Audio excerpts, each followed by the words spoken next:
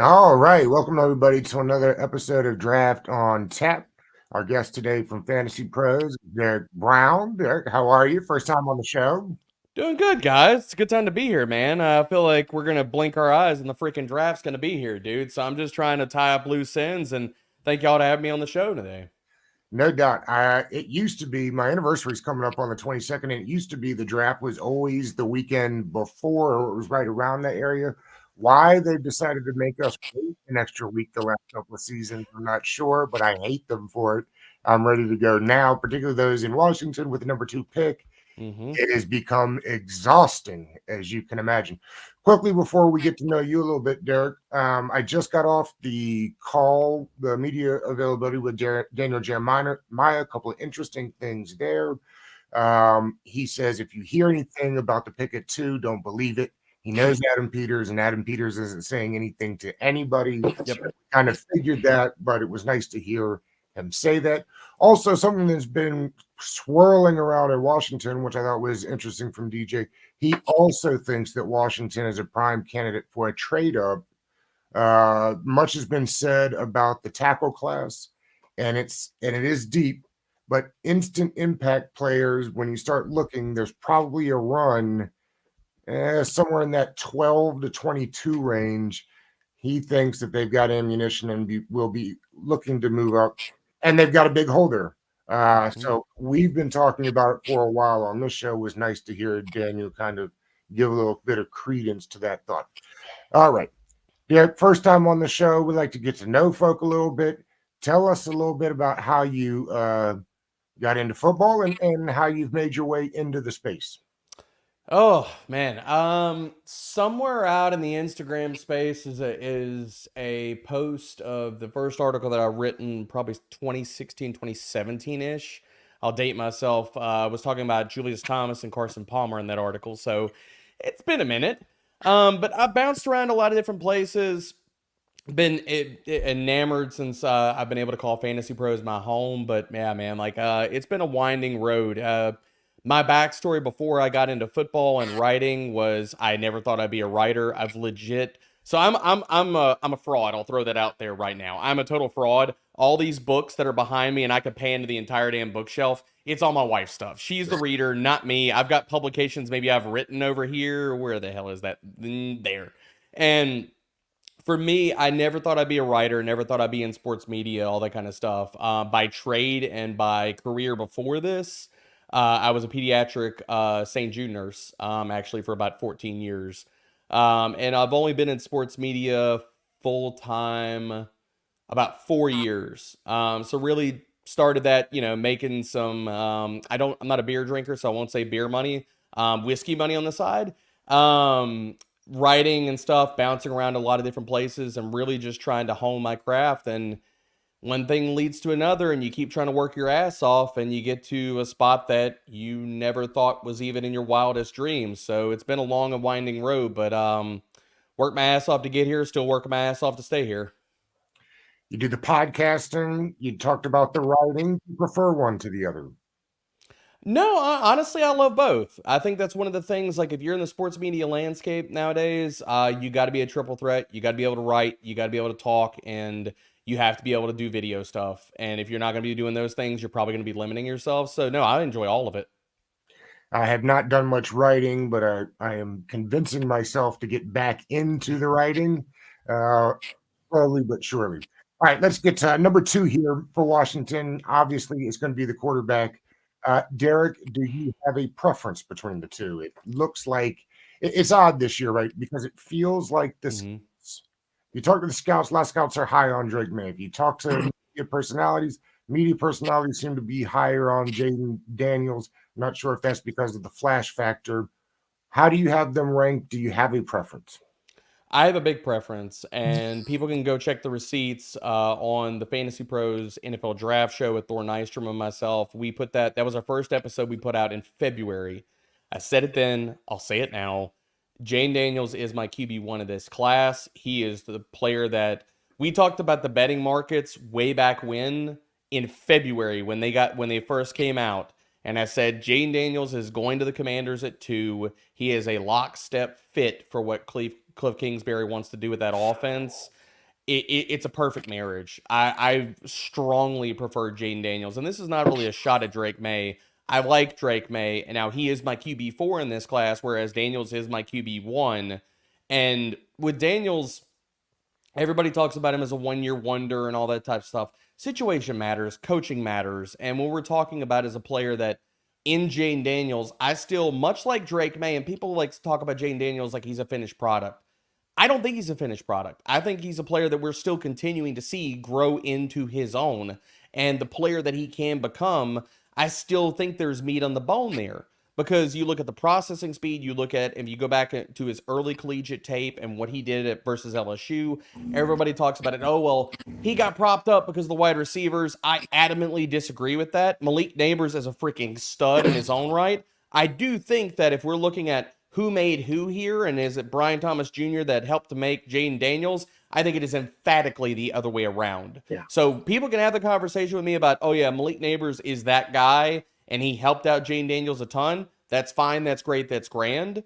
But didn't we do all this same bullshit last year with CJ Stroud? And people are like, oh, well, it's the class, it's the guys around him that made him. Dude, all I'm going to say with all of that type of narrative is you don't know what the hell you're watching on film. If that's the kind of thing that you're having a problem parsing between, watch the freaking film. There is a difference in a quarterback having bad ball placement or the wide receiver saving their ass.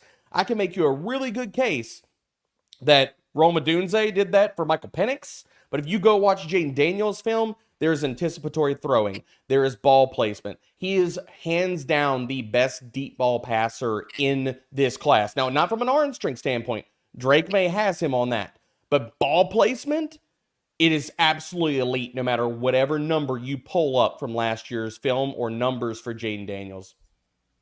Adam, you'll remember on the very first episode we did, I said, if anybody had a chance to get to that number one spot other than Caleb Williams, it would have been Jaden Daniels. And that wasn't even when we had started diving into the players as much. It's just guy with wheels wins Heisman, puts up huge numbers. Those guys start moving up draft boards. And I'll tell you, we've had enough people on here that have convinced me that Jaden Daniels is the way to go. The upside for me, sure, maybe if he'd have gone to Florida State or Alabama, we'd be talking about something different. But if we're going off what we saw in North Carolina, and that's all we can do, then I agree. He played competition that wasn't nearly as good and frankly didn't look as strong to me. I think I lean that way. So you have, let's get this, you have Daniels at 1. Then you have Caleb at 2, I'm guessing. No, I have JJ at two. Wow. So again, that's people hate that take too. You've spent too much time with Thor. This is actually, it's really funny that you bring that up. So the first QB episode, the QB episode was the first episode that we did for the draft show for Fantasy Pros. And I had a lengthy Thor. I talked to Thor on a daily basis. I probably talked to him. It's how much I talk to him on a daily basis versus my wife. It's really close. And some days it's actually more Thor. But anyway, I digress.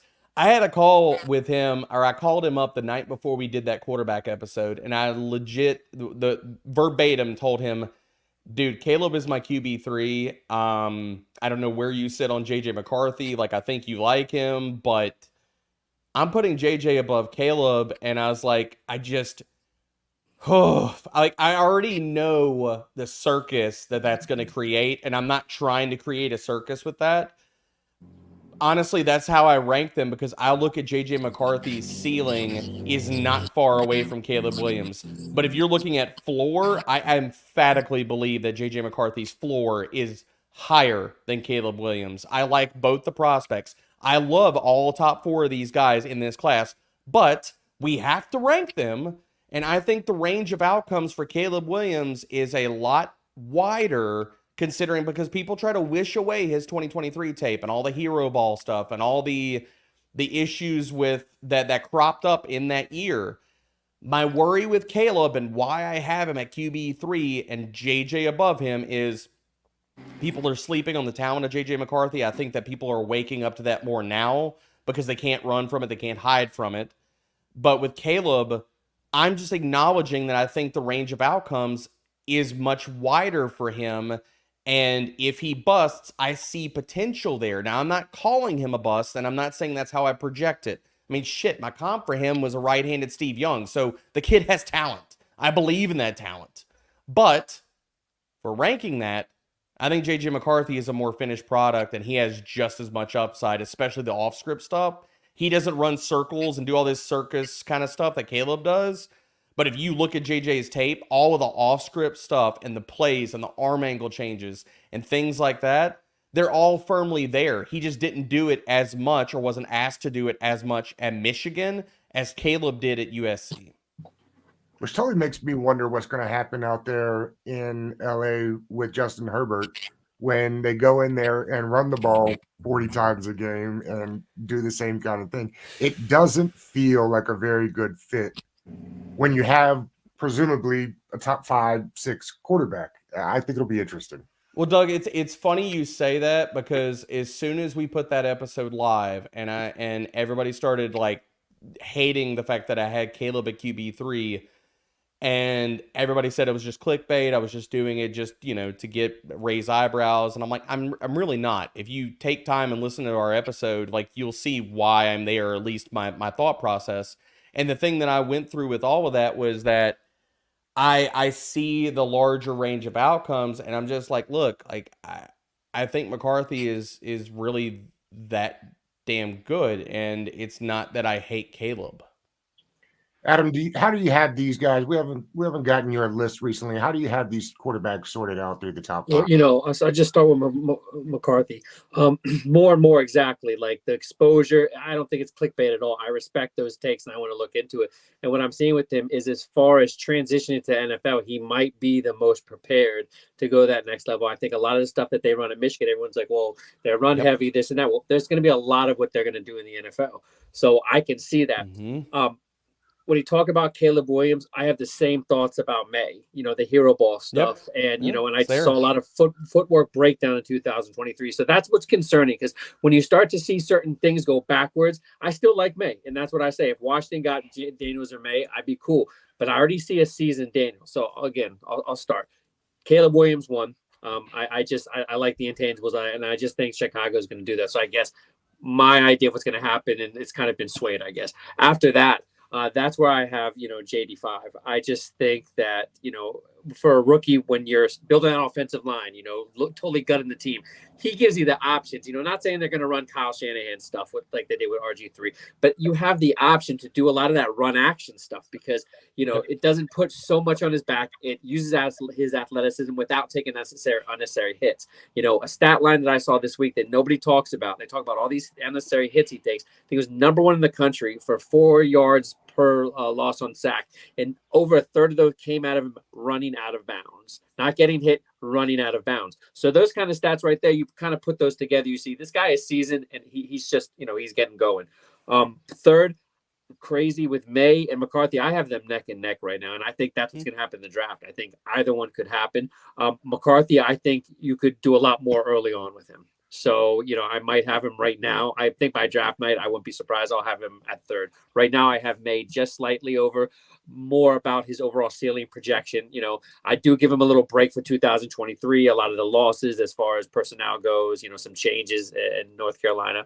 But yeah, those are the top 4. But, Penix, he needs to be brought in the conversation. You take away there's no injuries, we're not even talking about him outside this group. So I think that he's a close one as well, right outside there. But for now, that's I think 1 and 2. That I'm solid on that. But after that, anything. Honestly, I can do any combination.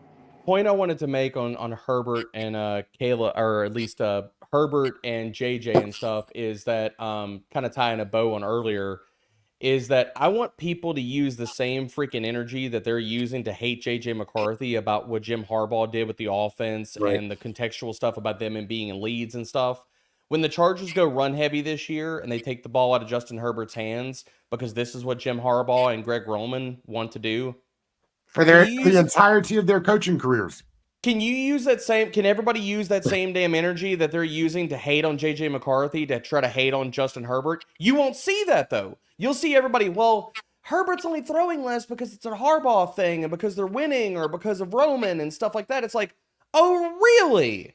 Well, that's funny because all y'all want to hate on JJ for counting stats when it's like you won't even bring up the context that Michigan blew the pants off everybody last year. Right. They were winning in, I think it's either 7 or 9 fourth quarters that JJ did not even play because they were beating the crap out of other teams so badly. But let's Right. talk about all those volume stats. Sure. Let's hate on McCarthy for that. Right. It's been a weird offseason. We had the very first episode this season of the draft on tap here. We had Matt Waldman on. And if I recall correctly, Adam, maybe you remember better. I don't think he had a draftable grade on Drake May. We had Cecil Lammy on here a couple of days ago, and he said Drake May's one of those guys that should be a second rounder, but he said second or third rounder. And that honestly, I wouldn't go that hard. I don't agree with that. You do see the bust potential there, but to say, that's what I mean. It's the dramatic takes. I have no problem with saying McCarthy is the second guy, but I do when you start to put any of these top 3, 4 guys into this, third round, because to me, this draft is good. Someone's gonna bust, but honestly, I see 3 to 4 of these guys having really good careers. I love Waldman, and I'm not trying to push back. I love Waldman. I highly respect his work. Yeah. We see things differently though with that. Yeah. Like I think that all the top 4 of the 4 guys in this class all have first round grades. They all have first round grades from me. You want to talk about where we differ and stuff in the second and third round grades? I don't have first round grades on Nix or Penix. I have late second / third round grades on both of those guys. But the top 4 guys, no, they're first round quarterbacks to me. Exactly. I prefer Rattler to both Penix and. Oh, my man, that's beautiful. I have Rattler as my QB5. I'm right there with you. I have him over Nix and Penix. I don't think he gets enough credit for moving on to South Carolina. That team was terrible. And I watched enough SEC football as a Georgia homer to have seen him just really take. You talk about JD5 and people saying, hey, you got to give a man credit for improving. That's what we want. Like, why did it take so long? To me, all Spencer Rattler did was get better every year he played college football and took a lot of things in stride. So I'm not sure why he's not getting nearly the same kind of love. Like if I'm the Falcons and I'm sitting there in the second round, I'd love a guy like that, personally. I mean, you're talking about even also if we want to throw in the level of competition for Bo Nix and Michael Penix in the conferences they played versus the SEC for Rattler. And I think the big bugaboo for Rattler and the thing that he's going to have to iron out in the NFL is the play-to-play consistency. You'll see wow moments and you'll see throws where you're like, okay, that's an NFL throw. And then you'll see some plays where the wires get crossed and you're like, what in the hell are you doing? Like, what was that? Where he presses or he gets off rhythm or going through progressions, he either gets hung up or he goes through it too soon, too fast. And you just see these like, dude, you got to clean that up kind of moments. Now, again, I look at Rattler because you look at the high-end reps that he has, if the play-to-play consistency can improve, because he'll have reps where you're like, that's starting caliber football there. And then some where you're like, okay, you're an NFL backup. And if you don't improve this, you're going to stay an NFL backup. You're not going to get starts. I think that we are still continuing to see growth in his game, and we saw that at South Carolina. So I still have hopes and belief that we can see another evolution for him depending on the system and the team he goes to in the NFL. You were talking about system and fit, and I really think as much as these guys are talented, that's the key to this whole thing. Yep. Who has the best of the teams that will be drafting quarterback in the first round? Who is best set up for that quarterback to have success?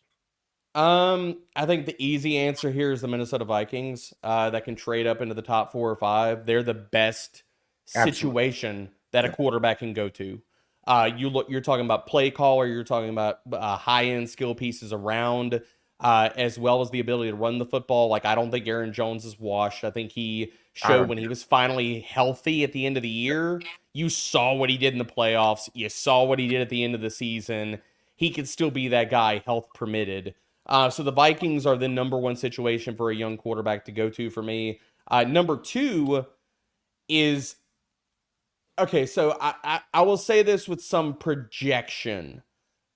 I think number 2 easily could be the Commanders. And I'm not just playing to the crowd here, but like you look at the parts and pieces and what the Commanders are doing, or at least have done so far this offseason. And Terry McLaurin's still there, so you still have a trusted weapon and a number 1, a good number 1. You have Jahan Dotson. If they add another guy on the outside, which I expect them to do as far as the receiver position in the second round, then you're putting Dotson and you're rolling him into the slot, which I think is going to help elevate his game. As well as you could take a young tight end in round 2, round 3, probably round 3. The guy that I mocked to Washington yesterday was Jatavian Sanders, which having him just play the Y role and you have Ertz do some more of like inline and stuff, and you just ask Jatavian to come in on 12 and be the move guy, I think that would be fantastic. But really, I mean, just looking at... I'll cut you off there. No, go ahead. By the last season of Kingsbury in Arizona, lots of 12 personnel, lots of... Well, it was not his first year in Arizona, right, where they were just throw the ball all over the place, short, quick reads. They did a lot of that, but a lot of 12 personnel and heavy run game the last year in Arizona. Yeah, I mean, you can play off the run with Washington right now, and people are going to point to the offensive line, and I don't disagree. But again, you look at the plethora of picks that they have and what they've already added this offseason. I mean, Cosme's a solid guard. Biadasz, we know what he can do.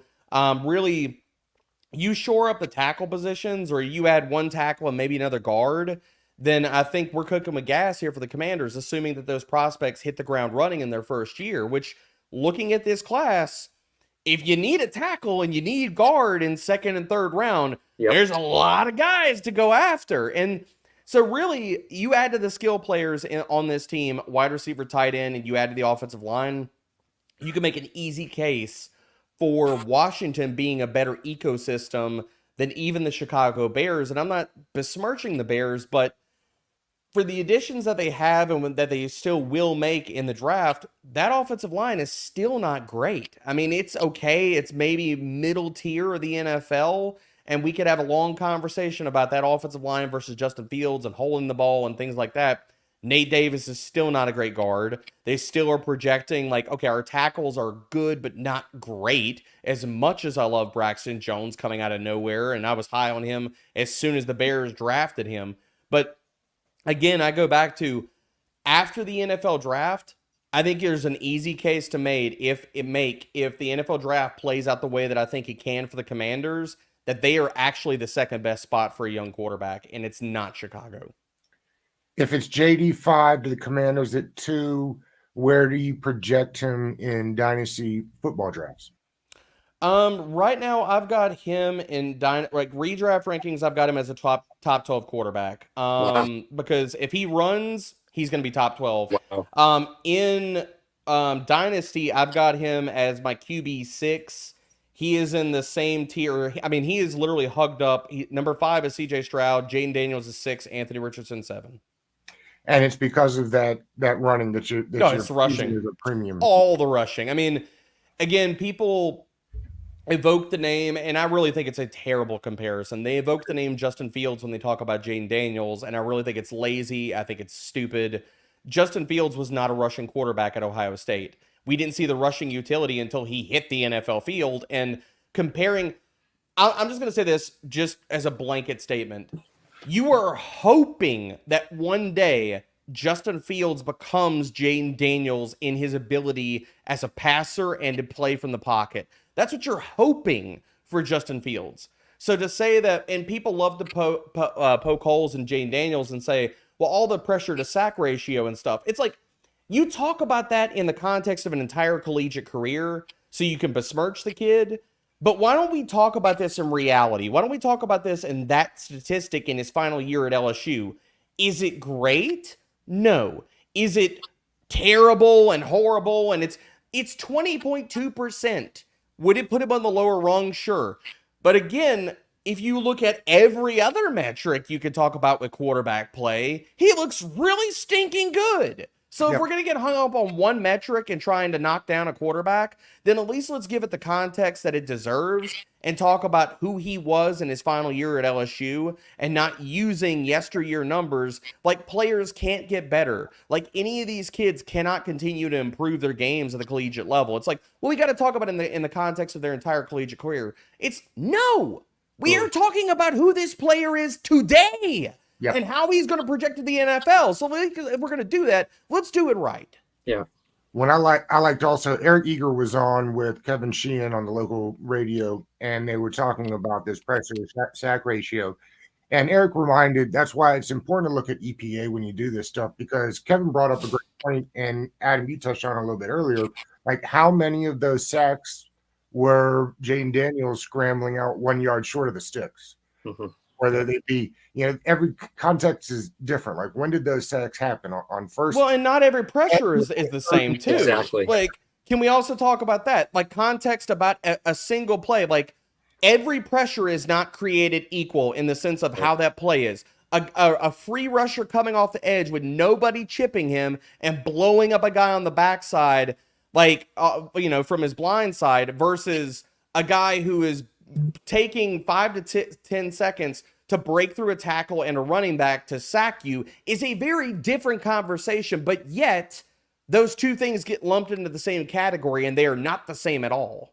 Right. And, one thing we talk about divisions, I think with other positions, it's not as imperative. Like I evaluate Division II, HBCU guys, but with quarterback, you have Drake May, the defenses he's facing, and Caleb Williams, and then you have JD5.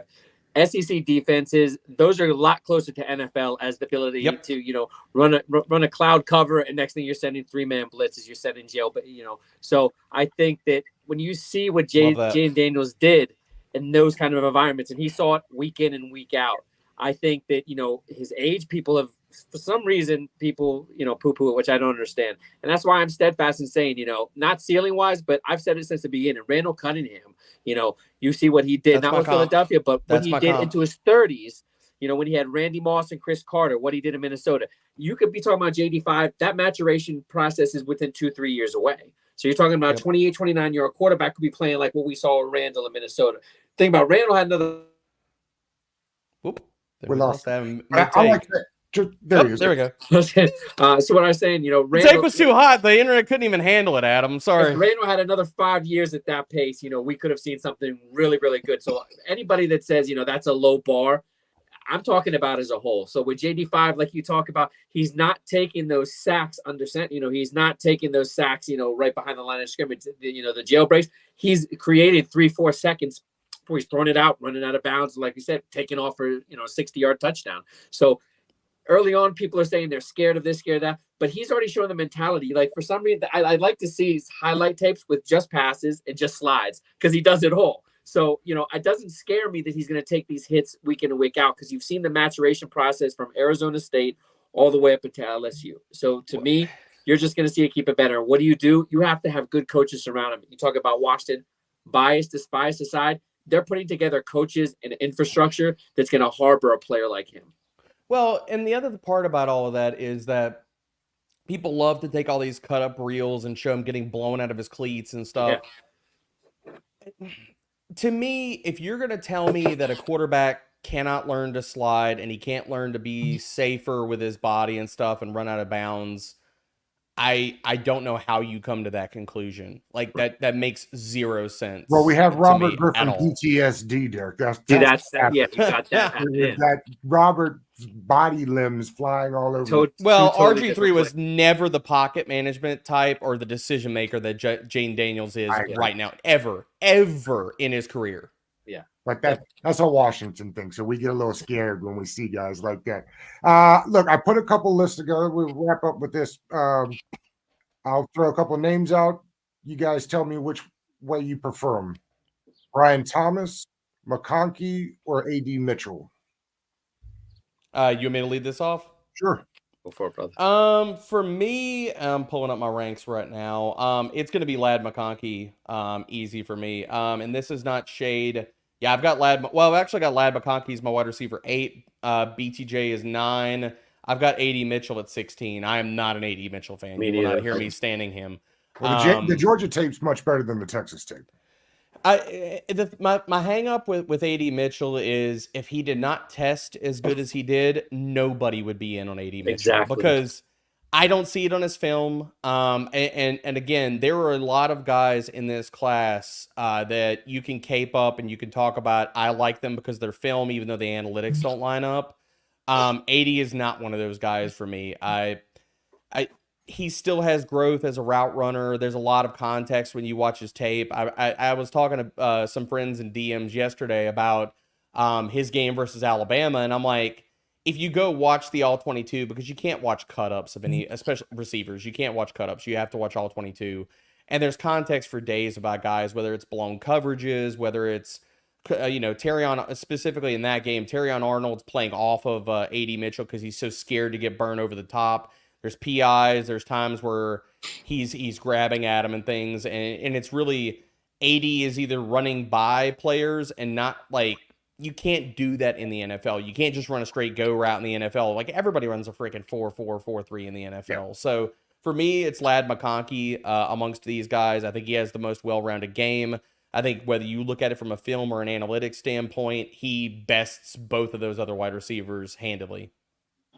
Imagine if he finds his way fantasy-wise onto Kansas City and just galore. That to me, I'd pretty sexy. Like Washington, but you think of him with like the Chiefs, and if they're at 32, feels like a natural fit. Let's see, Adam Sanders from Texas, Sanat, or Eric All. Well, from our past shows, Sanat, he's one of my favorite guys in the entire draft. I've spent a lot of time with him, writing them up. We've talked about the Chris Cooley comparisons. I like the all-around sport mentality about him, like 7 sports, including like they was golf in high school. But what I liked is how you can line him up in the backfield, that H-back, fullback role, and also put him in line. Right now, I like how he blocks in space. You want to see, some improvement in the inline blocking, but that's with all of these tight ends. So to me, it's not even close. I have him, it's Bowers, then him, and I have a pretty decent distance between Sanat and the rest of the guys. Sanders, it's crazy because a 5-star recruit come out of high school. I think he just hasn't hit the potential. And my question is, can he hit that potential? Like, I like him. I like his athleticism. I think he could be good in the Kingsbury offense. But, I'm just not really sold on him, right now. And I think the kid from, right, you said from Iowa, he could end up being the third best. I think you talk about tight ends. Iowa tight ends. Right? This is what Iowa does. But if you watch his film, he's athletic. He's not the most, limber, loose guy, but when he's got the ball in his hand, he's intent for yak. So I think he could end up being as the third guy. So I actually have him ahead of Sanders. Ooh, Adam, we're hand holding here, dude. I've got Brock as my number 1. My top 4 guys are exactly the same order as you. I have Sanat at 2. I have Eric All at 3. I have Jatavian Sanders at 4. Yep. And I will say this also to give context to this. I love Ben Sanat. Love his game. My comp for him is actually another Iowa guy. My comp for him is TJ Hawkinson. Yeah. If you look at the size, you look at the testing, you look at the two-way ability, he's a freaking stud, dude. Like, Sanat deserves to go. I can make you a case for Sanat that he deserves to go in the late 2nd, early 3rd, because he's not coming out of an SE school and Helmet College, because he's not coming out with these banner receiving numbers. It's low production, He's going to go probably late 3rd, maybe early 4th, and he deserves to go earlier than that because of his testing, because of his game, because of all of it, man. Like, his tape is so much freaking fun. If you love watching guys just destroy other players and blocking, his tape as a puller is so much freaking fun, man. So he's going to be a guy where you could roll him out there and he could be a week 1 starter for a team. If he can handle the blocking schemes in training camp, he hits the ground running with all of that, I think he has the blocking utility to be a week 1 starter in the NFL. Eric All, and my hot take about this, and I say it's hot because a lot of people, and it's funny because I go back to Thor Nystrom, and I was talking to him about Eric All this morning on the phone, and I threw this out on a Fantasy Pros show that went live on YouTube this morning. My apparently bold take, but my take about Eric All is that if he would not have gotten hurt, he would be the clear tight end 2 of this class. Agreed. Easily. easily. Yep. And anybody that has problems with that, the only thing I'll say about him is that when he went down with the injury with the ACL, he was 7th in the nation in receiving yards amongst all tight ends. He was 11th in missed tackles forced. He still finished the season first in the nation in yards per route run against man coverage. And that was a statistic that I pointed out for days and why I love freaking Sam Laporta so damn much last year. I love that kid. And you can draw a lot of parallels as far as the receiving utility for Eric All, as well as the last 2 years where he garnered at least 20 targets. He was top 10 in yards per route run in both of those seasons at Michigan and in Iowa. And if anybody worries about what his testing would be, I threw this clip out on Twitter a few weeks ago. There is a wonderful rep in 2021 versus Penn State where he takes a screen pass and he is beating Kalen King, a corner for Penn State, who tested, and depending on where you want to put his testing, he ran a 4.52, I think, at his pro day, a 4.61 or 4.6 flat at the combine. Okay, so fine. Let's take 4.6 flat. Eric All is pulling away from King in the open field, so he's better than 4.6 as far as a 40. So let's say let's even say King's high end. He ran a 4.5, okay? Eric All's pulling away from this dude. I think it's plausible that Eric All could have ran anywhere from a high 4.4 to a 4.5 in his testing. I think the rest of his testing would have lined up fantastically. I love freaking Eric All. And the other thing that I'll point to his game in the context that I want to give here is that people lump the back injury and the ACL together, and I think it's absolutely wrong. And this is why. He had the back injury in 2022. If we're so damn concerned about the back injury in 2022, are we just not going to talk about the fact that he came back in 2023 and he played fantastically up until the torn ACL? So the back is that much of a freaking concern. Why do people talk about it like both of these freaking injuries happened in 2023? We already have a season of confirmation or 7 games of Eric All's tape where he was playing really good football. The back wasn't bothering him. He's going to enter the NFL 2 years off the damn back injury. So really, if we assume the back is good to go because we've already seen him play college football post back injury, then the ACL is what we need to be worried about. And I'm sorry, I believe in modern medicine and I believe he can come back from the ACL. Yeah. Where do you have Bowers in for fantasy right now?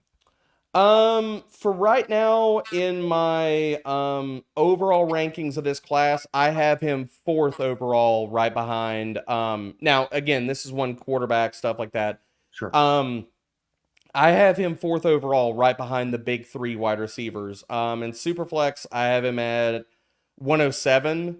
So it's the big 3 wide receivers, the big 3 quarterbacks, and I'm saying the big 3. I'm saying Jane Daniels, McCarthy, and Caleb. And then I have Bowers right ahead of May. Now, if you want to put him at 108, I get it. But I think Bowers is I think he is a dynamic, scheme-changing, and I want to say scheme-changing, how defenses are going to play offenses with him in it. He is a scheme-changing type of chess piece. And if you can get a healthy Aaron Rodgers and have him in the Jets and what they're continuing to do with that offensive line, that's where I think you could see something special immediately. Yep, I don't disagree. I love his fit with the Jets. I love the Chargers possibly trading down and them taking Bowers to being the focal point of their passing attack. There's a lot of really good fits for him. The other one that I threw into, I'll tease this. We're doing a mock live Friday with our friend of the show, Emery Hunt, for Fantasy Pros, and I have Denver going Brock Bowers at 12 overall. So that's another good fit too, because it's a wide open wide receiver and passing attack for him to be the number 1 there. It's we'll call this a segue. It worked perfectly.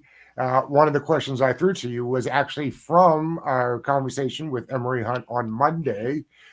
Emery said there was this notion where longtime NFL evaluators and selectors would take your core special teams guys down in the 5th and 6th round. There's this notion now where it's like, yeah, those guys are great, but give me guys with juice that may just need a little bit of time, like a Tariq Woolen that ended up going, or a Terry McLaurin, where where you're betting on traits and hoping that you can get the most out of them. Instead of doing that in the first rounds, which the Commanders have done the last couple of years, betted high on traits and never got them there, do that into the middle round. So I'll ask both of you guys before we get out of here, do you have a couple of, let's call them all juice guys that we can find out in like the fifth round? Oof. Right. You go ahead, bro. Later and I know the off-field concerns are real for this guy, but I love Jermaine Burton. I love The his Georgia tape. tape again. The Georgia tape was crazy. Dude, he's so stinking good. There's two guys that come to mind here as far as their games, and I think how they were used in college is not how they're going to be used in the NFL, because I think they're underrated route runners. I think what the roles they were asked to play in college versus the NFL will be very, very different. One is Jermaine Burton. I think he's a fantastic route runner. I think that even his testing in the 4.4s, he's got 4.3 speed for days. I'm not worried about that. But the other guy I'll throw out here is Javon Baker. And he might not make it to that middle round. Like, I could see him going in the late second. But a little bit deeper guy. Outside of Eric All that I'll bring up here as far as like just a player. Well, two names here. One of my I'm not going to say my man crush, but a guy that I think that if he lands in the right situation and a team has issues at wide receiver and they ask him to do what he's already really stinking good at, if you put Luke McCaffrey in the slot and you ask him to go beat zone coverage and uncover and be a quarterback friendly option, I think he's going to do that from day one. The kid is an underrated route runner. I think, again, as a former quarterback, we're going to still see more growth in his game as a wide receiver. He tested way better than I even thought he was going to test. So I really love his game. And I'll even toss out another, because I know the running back position has been really just crapped on this entire process. Marshawn Lloyd is my guy. Now, where he goes in this class, we'll see. A deeper name is Blake Watson. I'm finalizing my write-up on him right now, but you don't have to squint hard for Blake Watson to make a really good case that he is who everybody wants Bucky Irving to be. Memphis. That's Memphis? Yep, Memphis back. Yep. Yeah. Everybody should have and want a Memphis back. We did, and they never used him right. Right. Yep. So that's true. I'd be True. Maybe this group can get a new one, because poor Antonio Gibson got squandered. We wrap all these, Derek, with this way. Just for the record, who do you have the Commanders taking it to? Oh, it's Jane Daniels. Has been, still is. Yeah, easy. I'm not off of that. Like, somebody asked me yesterday, what's my confidence level in that? And I said 85%. Yeah. Like, I think all this stuff is bullshit you're seeing. It's all NFL noise. It's all stuff out there just so, maybe the Commanders can get somebody to trade up or whatever for Drake May or whatever and try to trade back and still get their guy.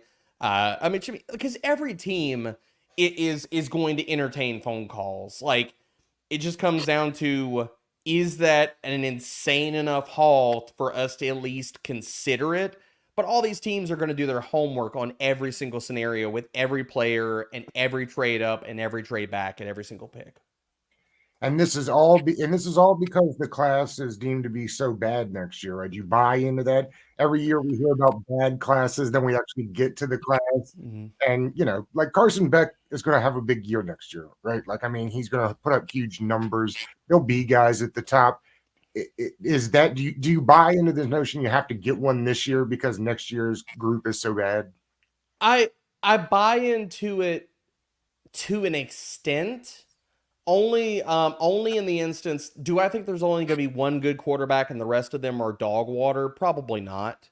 We have got, again, like, if you would have rolled this back and said, who are going to be the top quarterbacks in this class? Would anybody before LSU season last year had Jaden Daniels inside their top three? Not at all.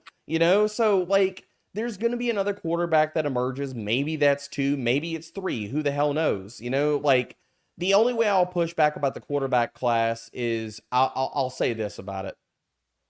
if Quinn Ewers is going to get a ton of hype next year, I've watched enough AD Mitchell and Xavier Worthy to tell you that Quinn Ewers is not it. Exactly. So that's my only early take about the next year's quarterback class. If everybody's looking at Quinn Ewers and they believe next year that he's going to be awesome, oh, people are probably not going to like my takes next draft cycle.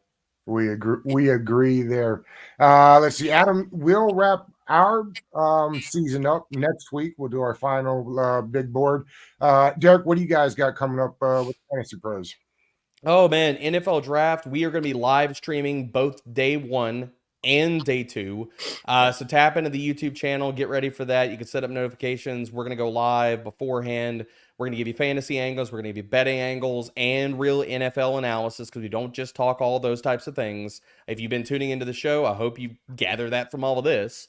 But yeah, it's all Fantasy Pros. My positional primers are all live. I know Thor, my colleague in arms here, all of his stuff is all coming out this week. I know all of his positional primers, and I'm talking about even the defensive guys are live, or they will all be live by the end of this week. And please tune into the Fantasy Pros NFL Draft Show. This has been a labor of love. All of the powers that be at Fantasy Pros greenlit us this year to do this show.